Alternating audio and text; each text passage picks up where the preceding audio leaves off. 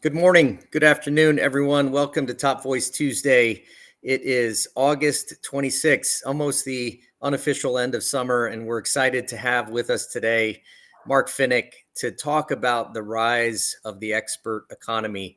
I'm super excited for this conversation we're going to get in. I've read a million articles about the conversation we're about to have, and so I'm just super excited because I think it's timely. I think it's relevant. Before we jump in, for those of you that are on the line, please do let us know where you're dialing in from, where you're watching from. Leave a comment or question in the chat. We'll try to get to that. And we'll make sure that we give Mark time to respond to everyone in the comments. As always, this video will be up later on YouTube and in our full podcast platforms later today. So please do be on the lookout for that. So Mark, as is customary on this show, we start with a pretty simple question. Tell us who you are and what you do, and how did you get to the top of the Top Voice Mountain? Thank you, Michael. I spent my career in enterprise software sales, working with startups as well as large organizations. I helped 3 companies go public, 7 companies get acquired. My last roles were as global VP of sales for IBM and then subsequently HCL. I retired 2 years ago to help sellers close more business. Very simply, I see a lot of organizations, high pressure to close quarterly revenues. Managers have a lot of things on their plates, and sellers are, in my estimation, not getting the live coaching that they needed or that they need to actually move deals along. I also see it very prominently within the startup community, particular seed stage and Series A companies where founders are practitioners, experts in their field, but they don't have my insights in sales.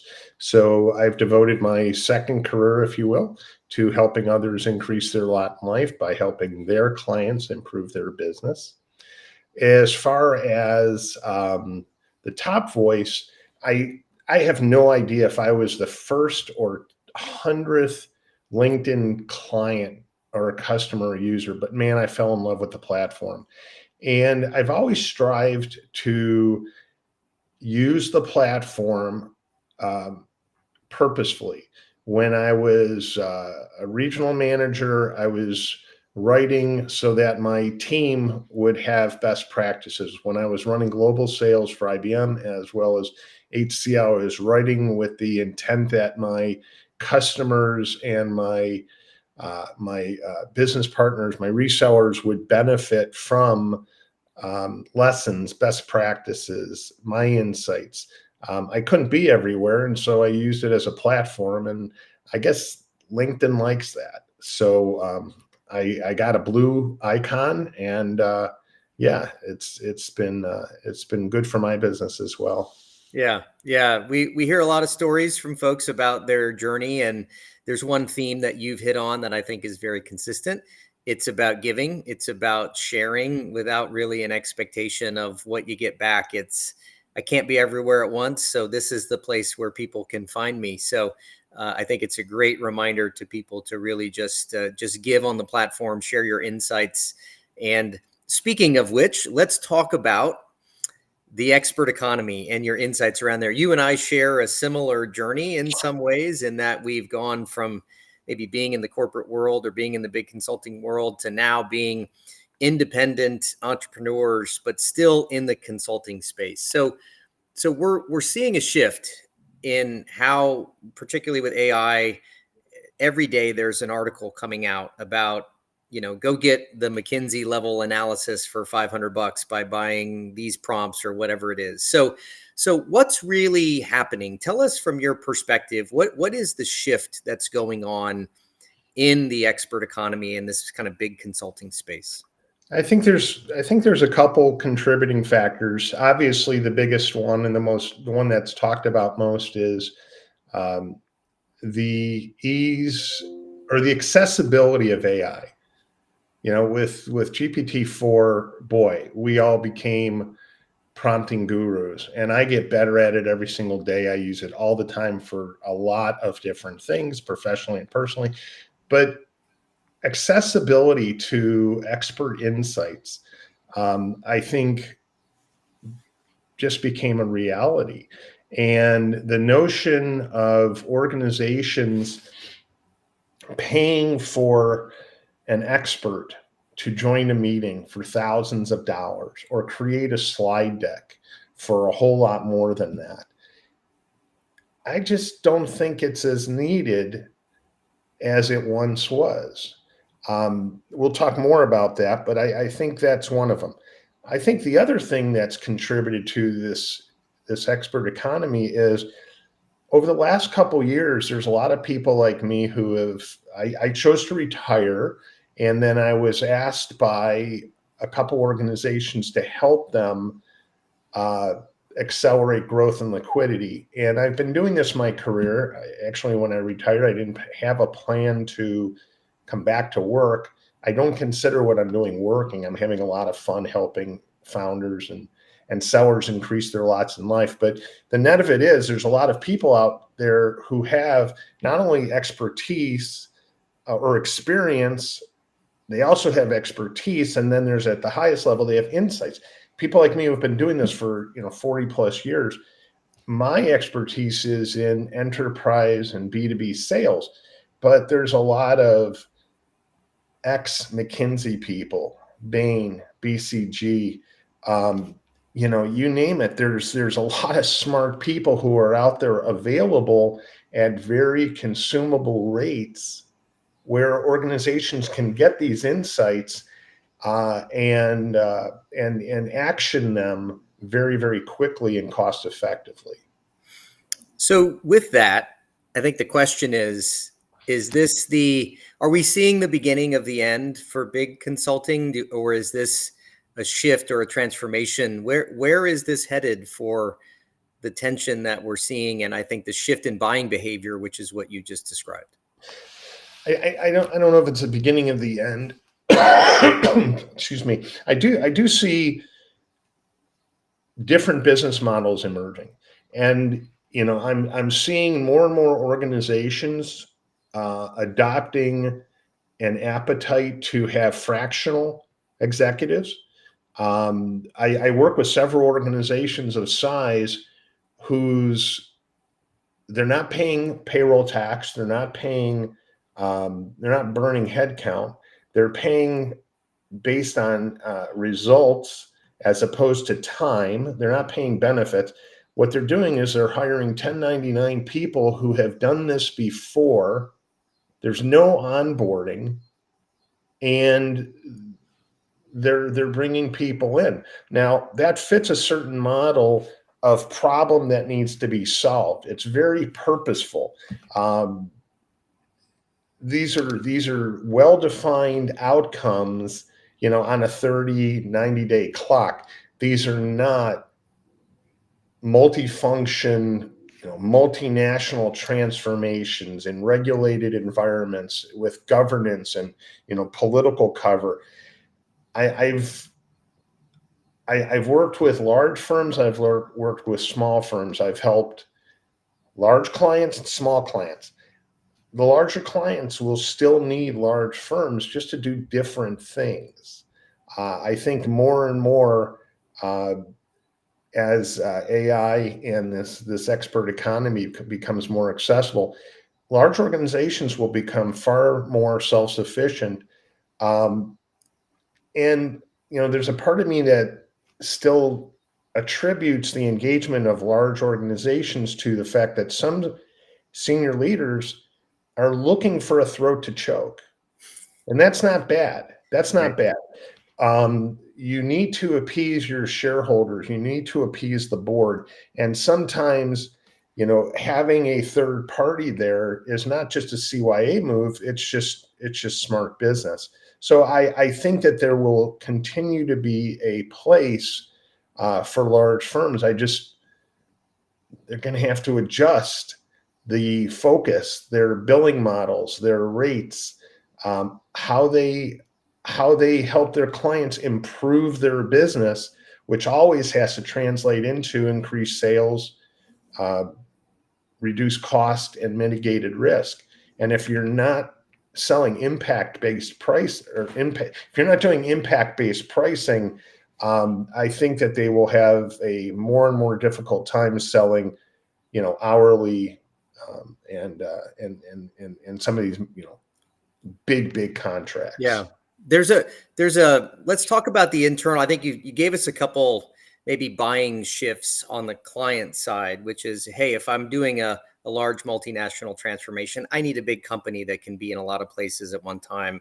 If I'm just trying to find a person who knows a thing, maybe that's a better case study for going to the expert economy. And there's levels in between these things. But you mentioned something a moment ago that I want to touch on because it's certainly close to home for me, which is the internal economics and mechanics of the big consulting experience. Because for the few firms that I worked with before I left and went on my own, my internal billing rate was $1,200 an hour or something crazy like that. And I think you mentioned it's just not economically feasible for clients to pay those rates. And it's kind of funny money because it doesn't always work out that way. But there's that. There's the element that the consulting model is still based on time and materials in terms of selling hours for junior consultants. You make the margin on that to be able to pay partners a higher equity stake in what they're doing. So you've got to play that game. And then, of course, you've got the utilization challenges of one of my big frustrations was I'd sell a job, but I couldn't do the work because I was too expensive.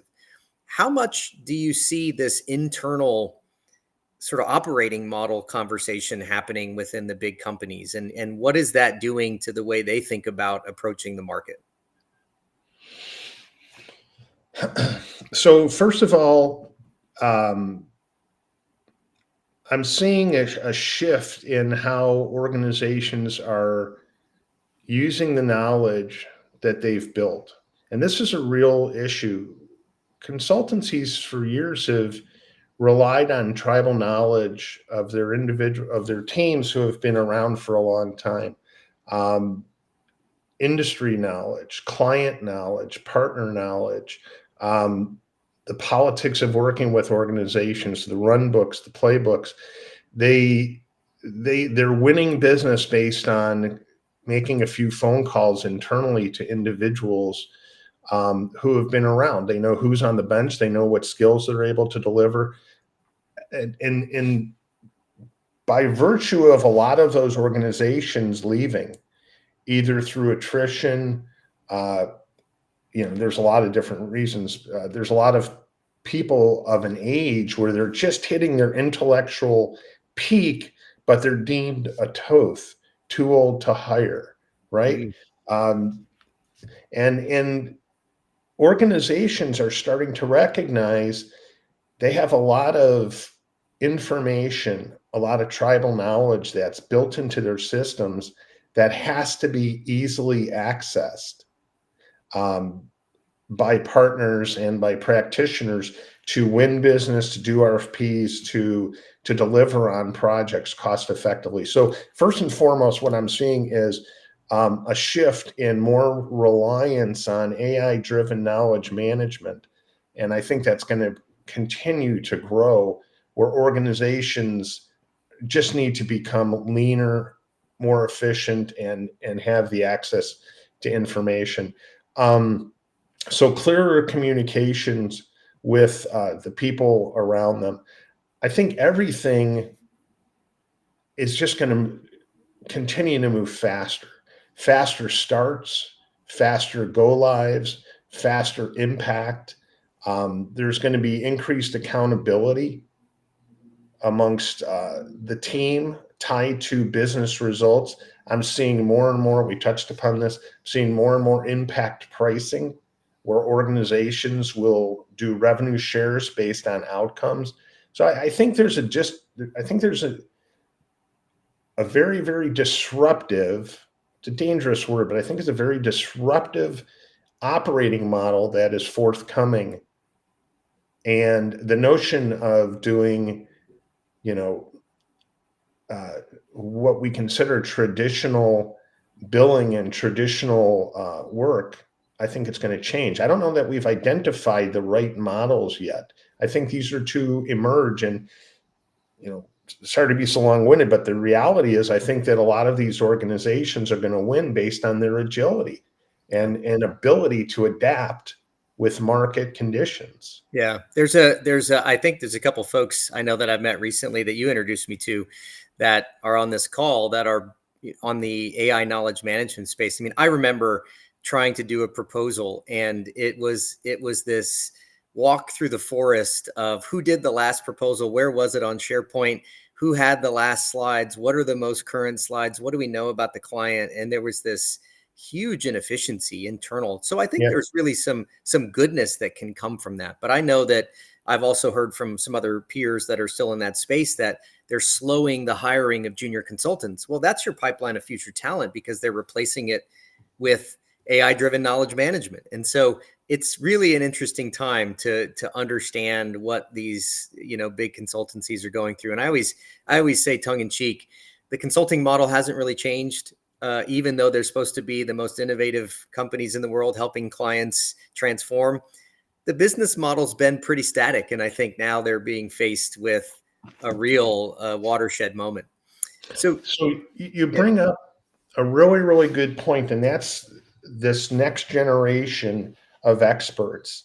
Now the question will be, once they've been hired and gone through the HR onboarding process, what's their business onboarding process? How quickly can you infuse the knowledge that's built the firm?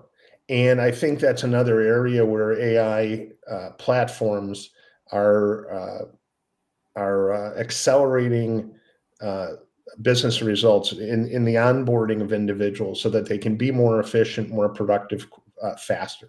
yeah, It's not how fast can we teach them how to code anymore. It's a matter of how fast can we teach them how to help them improve their business, contributing to increased productivity and profitability for their clients. yeah, yeah. Let's talk now about maybe the shift outward. The actual expert moving out of the big consultancy where I'm surrounded by resources and bench strength and proposal help and investment dollars. And so for someone who's spent their time and their career inside of a big firm, what does it take to step out and succeed in this new expert economy? So the first piece of advice I would give is to read the book Blue Ocean Strategies. Blue Ocean Strategies centers on the difference between swimming in a red ocean of commoditized competition where everybody's going after the exact same thing, saying the exact same thing, versus a blue ocean strategy where you're able to uh, define a niche, monetize it, execute on it, and do it at a reasonable price, finding exact solutions for clients at a mutually agreed upon price without having everybody doing the exact same things. So, defining a narrow, monetized niche, for example, I can help cut security approvals, help reduce time to remediation for security incidents by X. Figure out what you can do uniquely, and that's even commoditized what I just shared. But you have to be able to very succinctly, in an elevator or at a networking event, explain to an expert what you do within a sentence. Um, I've shared with you, one of my friends created a video where he was at a networking event, they were pretending to be, and he was holding an hors d'oeuvre, and he said, by the time he said, I'm somebody you want to speak with. And when I put this hors d'oeuvre in my mouth, that's my time for you to, that's our time for you to talk. When I'm done chewing, you're done. And I think if you're going to go out on your own and you're going to network with people in person or on Zoom, whatever it is, you have got to get that down absolutely crisp. I went through the same experience redoing my value proposition as a deal coach probably 100 times, putting it Oh through yeah. ChatGPT, reword for brevity and rewriting it till I finally got to the point where, you know, within a couple seconds, if somebody says, "So Mark, what do you do?" Well, for seed stage and Series A companies who are struggling with converting lots of interest in their service or product or pipeline into revenue, I coach their reps on providing forwardable business outcomes that can get to the people who fund you versus just find you. And they're done chewing and they're already asking me for more information. Yeah. That takes practice.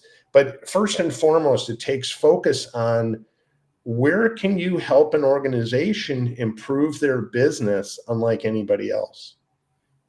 And I think that requires, if you're going to go out on your own, one of the first things I would encourage you to do is go speak with former employers, speak with former customers, speak with partners, ask them, "You promoted me, you hired me, you liked me. Tell me why." Tell me why. Yeah. And if you're calling friends, be prepared for a lot of sarcastic answers. But if you're asking people, first and foremost, they will take it as a sign of respect. They don't won't remember if you had a good relationship or bad relationship. You're feeding their ego, number one, and it's a sign of respect asking them for help. Number two, you're vulnerable. And number three, you're giving them an opportunity to do service, which as you grow in age, you grow in your career, you grow in wealth. That there's that pay it forward, that go giver mentality. You mentioned this before, and I'll do a quick plug.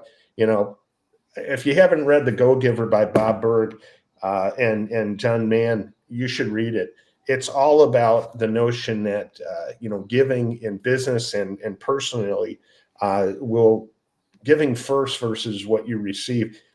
That's how you win in the world. Yeah. So another just great thing to remember when you're approaching businesses, it's all about how are you going to help them make their lives easier, improve their business.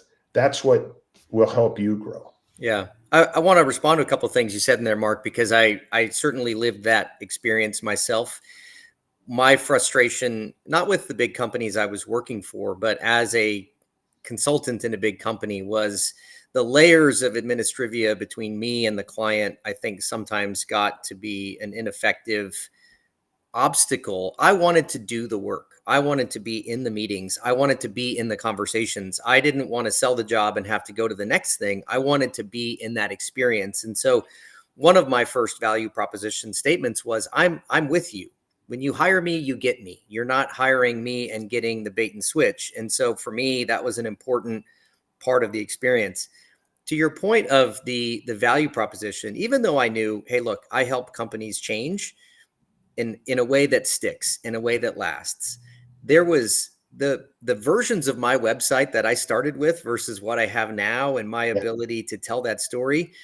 You mentioned you got to get it right, but the only way to get it right is to start putting it out there and getting that feedback that you're talking about. And I think it's super important, and I just hope everyone listens to that. And the first version you put out will not be the version you end up with, but you can't get to the version you end up with unless you put the first version out. And I think Right. that process, you got to be willing to sit in that. Sometimes it's uncomfortable. Sometimes you don't know what you're doing. Where am I at?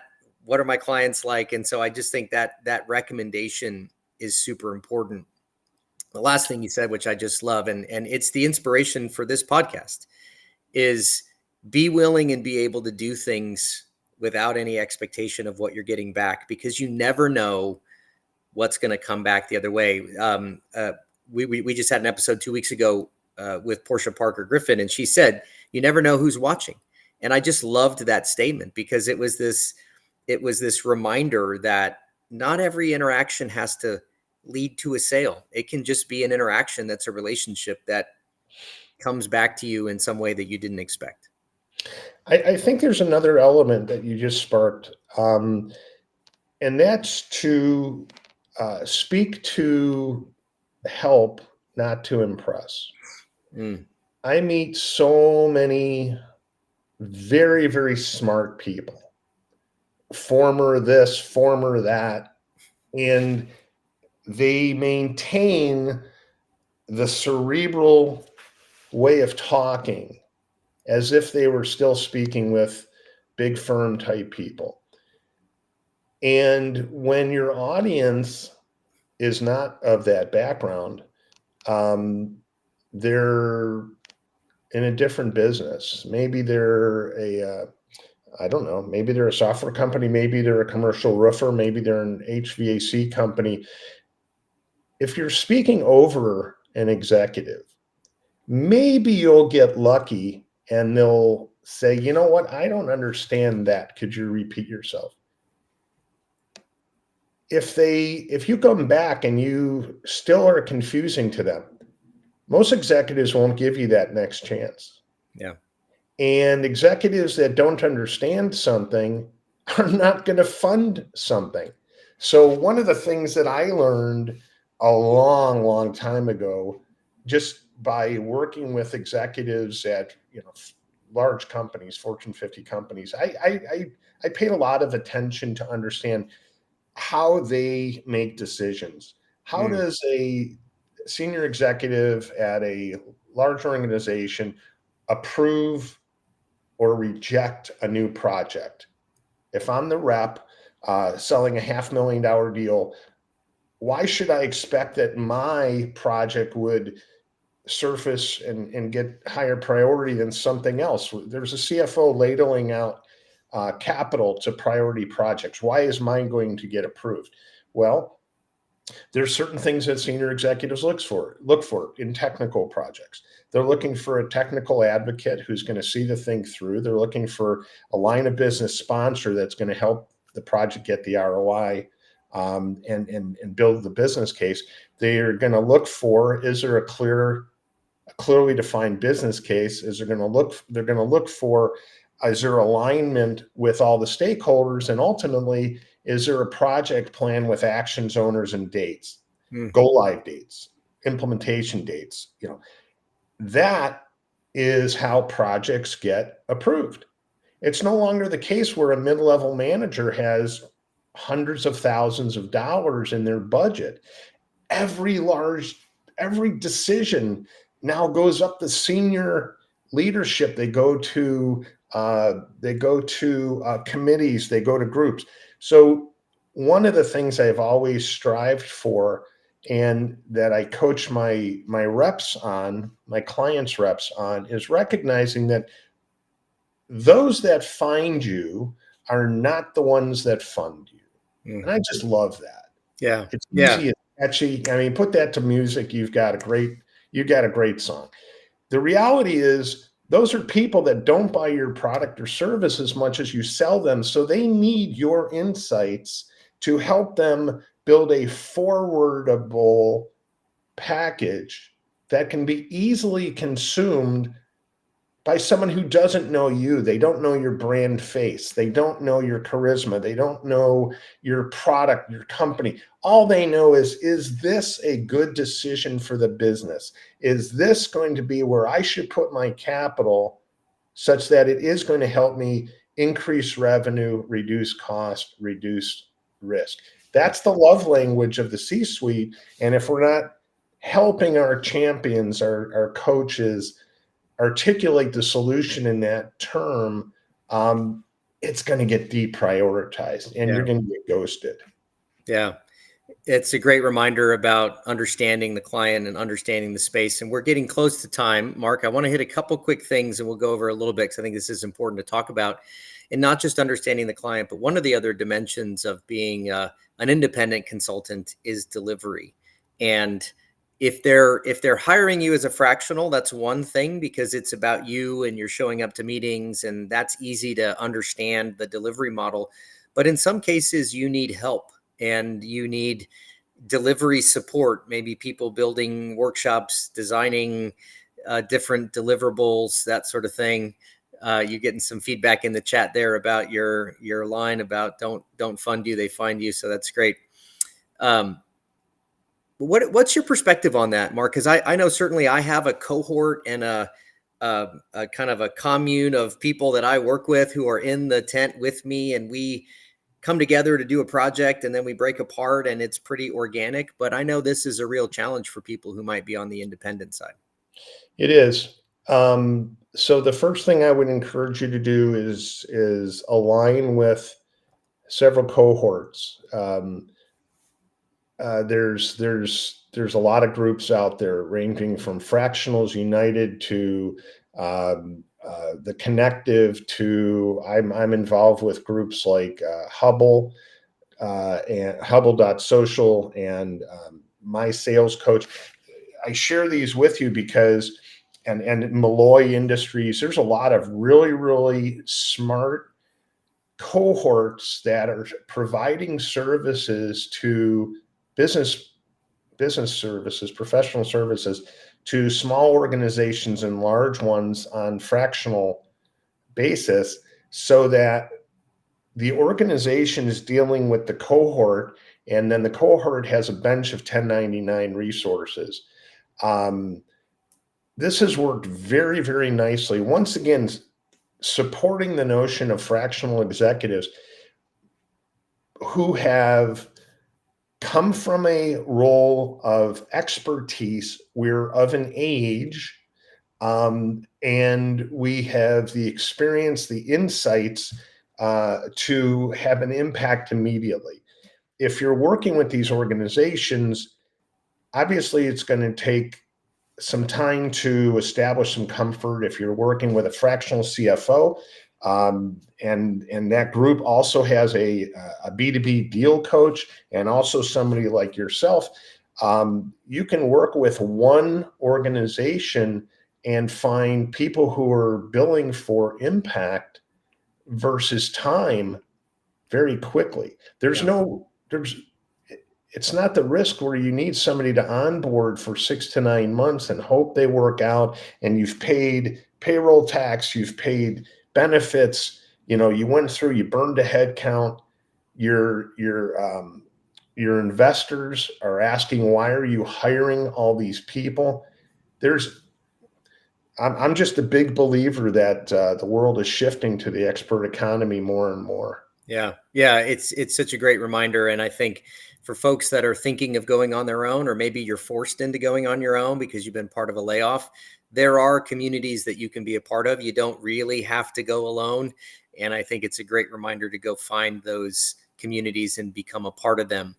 Yeah. So If Mark, if I may, yeah, if I may, I'll at the risk of being inundated, but going back to being a go-giver and paying it forward, one of the things that you'll find in most of these individuals that are part of cohorts, you'll get on a networking call, you'll go through the 2 to 3 minutes of, where do you live, where are you from, but then 15 minutes allocated to them. So you should always start your call off with, please tell me how I can introduce you, um, so that I can, help you as opportunities arise. There's always time to talk about yourself. yeah, And as evidenced by what I shared, all I need is 30 seconds. But find the helpers. Live by the words of Mr. Rogers. Find the helpers. There's a lot of people that want to help new entrepreneurs, and as long as you're not coming into it with feed me, feed me, feed me, feed me, but rather tell me how I can help you, you're going to do great.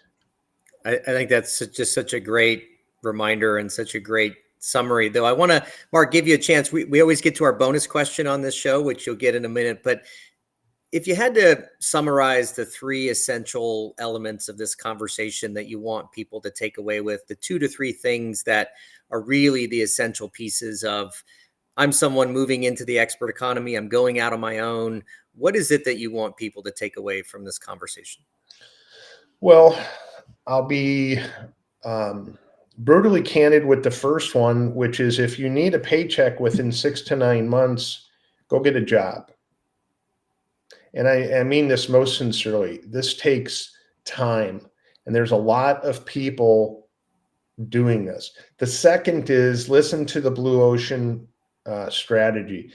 Find something that you can do differently. my own case, for example, I could have been a fractional CRO, but I had done that before in my career. And quite candidly, I hated it. I hated firing people on Christmas. I hated, you know, the notion of building CRM and all these processes. What I love is helping reps and customers find exact solutions at a mutually agreeable price and helping the business. I just happen to have created something and found something that I love to do. So find something that you truly love to do, because we're only on this earth for so much time. Might as well get paid for what you love to do. And then lastly, I'll sum it up with what we've touched upon so many times. Lead with helping. Lead with helping your clients, lead with helping another fractional person. I promise you it will come back to you multifold. Love it. I love it. Your bonus question this week, Mark, is building off of our conversation with General Petraeus last week around leadership. And it is, tell us your most formative leadership experience. Wow.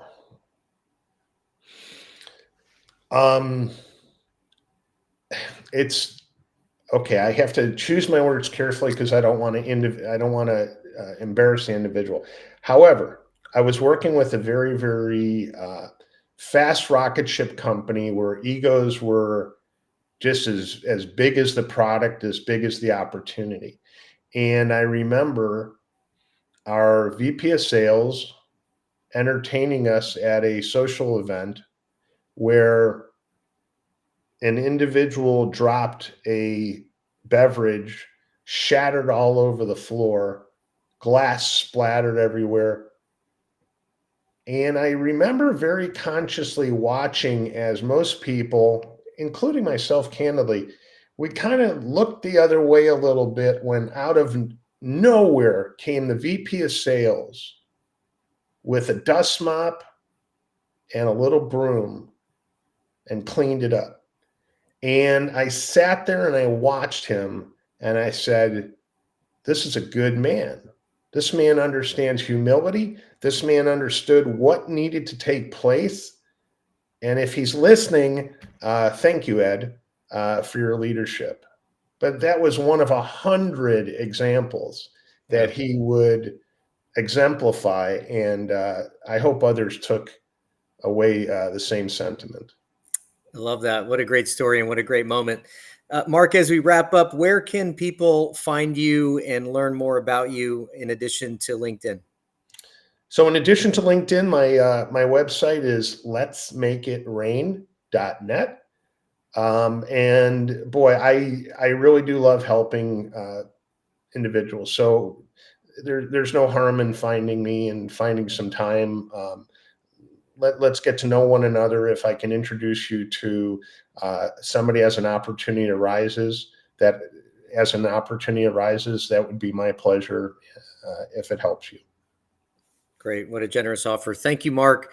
Thank you, everyone, for tuning in today. And for those of you listening on the podcast, we've got more big conversations coming up through the balance of the year. We're committing to keeping going into 2026. What a great conversation. We could keep going. I think those of you that are in the big consulting space or thinking about moving into the expert economy, play this back, reach out to Mark, reach out to me. It's an exciting time to be watching this transformational shift happen in the market and being a part of it. Thank you again, Mark, for your time. Thank you for being part of the Top Voice community. And we'll talk to you soon. We'll see you next week. Thanks, everyone. Thanks, Michael.